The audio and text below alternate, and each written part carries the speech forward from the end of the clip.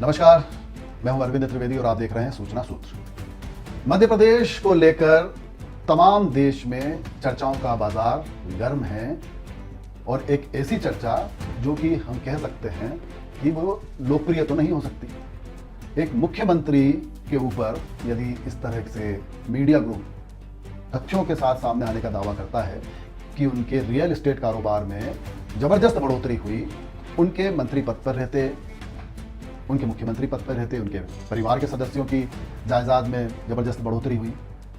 और आप जानते हैं कि हमारे देश में सबसे ज्यादा यदि लोकप्रिय कोई मुद्दा होता है तो वो जमीन होती है। हर व्यक्ति चाहता है कि हम जमीन खरीदें, उसको बेच के कुछ पैसा कमाएं। प्रॉपर्टी ब्रोकर हमेशा हमारे पास आते हैं, कहते हैं कि इन्वेस्ट करने के लिए अगर पैसा है तो यहाँ लगा दो, यहाँ से इतना बढ़ जाएगा। छोटे से छोटा यदि कोई व्यापारी है तो भी उसकी इस बात में दिलचस्पी रहती है कि कहीं उसको एक ज़मीन का टुकड़ा मिल जाए जिससे उसका भविष्य कहीं ना कहीं जाके सुरक्षित हो जाए और वो उसकी अच्छी कमाई का साधन बन जाए। व्यक्ति पाई पाई जोड़कर अपने लिए आशियाना बनाता है, उसके लिए ज़मीन की तलाश में निकलता है। तो ये सब ऐसी बातें हैं जिसके चलते भारतीय समुदाय बहुत गहराई से जुड़ा होता है। तो इसको लेकर यदि कोई चर्चाओं का बाजार गर्म हो जाए और वो भी रसूखदार परिवारों की बात होने लग जाए या प्रभावशाली परिवारों की बात होने लग जाए और परिवार यदि स्वयं मुख्यमंत्री का हो तो फिर हर सब लोग सोशल मीडिया खंगाल रहे हैं, संपत्ति का हिसाब लगा रहे हैं। एक मीडिया ग्रुप लगातार संपत्ति का हिसाब दे रहा है, एक के बाद एक एपिसोड जारी कर रहा है। हम सीधे नाम लें इंडियन एक्सप्रेस समूह की। और उसके साथ ही कुछ ऐसे पत्रकार भी अब सामने आए हैं जिनको मैं यदि कहूं तो वो प्रो गवर्नमेंट चलते हैं राष्ट्रीय स्तर पर। अक्सर मैंने उनको मोदी की नीतियों की तारीफ करते हुए सुना है।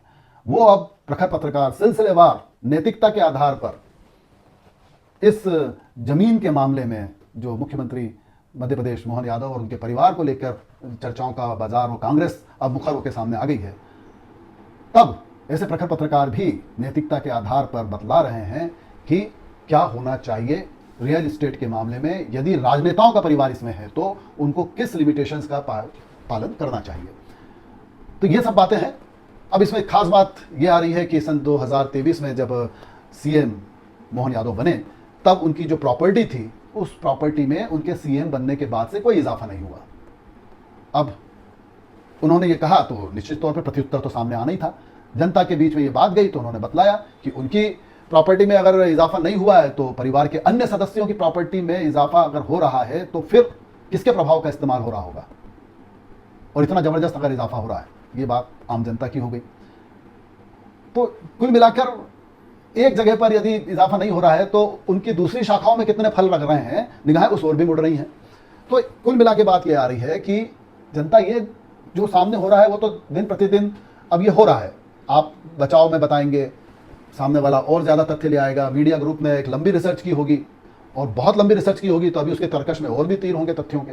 वो एपिसोड दर एपिसोड सामने लाते जाएंगे, आप जवाब देते जाएंगे और जनता उसको सुनती जाएगी। तो फैसले पे तो नहीं पहुंच सकती लेकिन एक अंदाज लगा लेगी कि सही किधर है, गलत किधर है। उसकी अपनी अदालत भी बहुत अनुभवी होती है, जनता की समझदार होती है। और सबसे बड़ी बात जो होने जा रही है वो ये कि केंद्र सरकार और स्वयं संगठन के आला अधिकारी, आला पदाधिकारी तक अगर ये बात पहुंचती है तो वो उसको किस तरह से लेते हैं, मध्य प्रदेश की राजनीति का भविष्य वो किस तरह से देखते हैं और वो फिर इसके ऊपर अपना स्टैंड किस तरह से क्लियर रखते हैं। क्या वो सीएम के कंधे पर समर्थन का हाथ रखते हैं या फिर वो सीएम से इस विषय में तफसील से या उस परिवार से या सदस्यों से तफसील से बात करते हैं, या वो किस तरीके से अपनी ओर से उनका कहना है, जैसा कि प्रधानमंत्री मोदी स्वयं कहते हैं कि उनका फीडबैक सिस्टम बहुत मजबूत है। फीडबैक सिस्टम बहुत मजबूत है, इसको लेकर काफ़ी समय से चर्चा जनता कर रही है मध्य प्रदेश की कि बहुत सारी जानकारियाँ आप तक पहुँचना चाहिए। निश्चित तौर पे वो फीडबैक सिस्टम उनका जो है वो उनको मदद करेगा।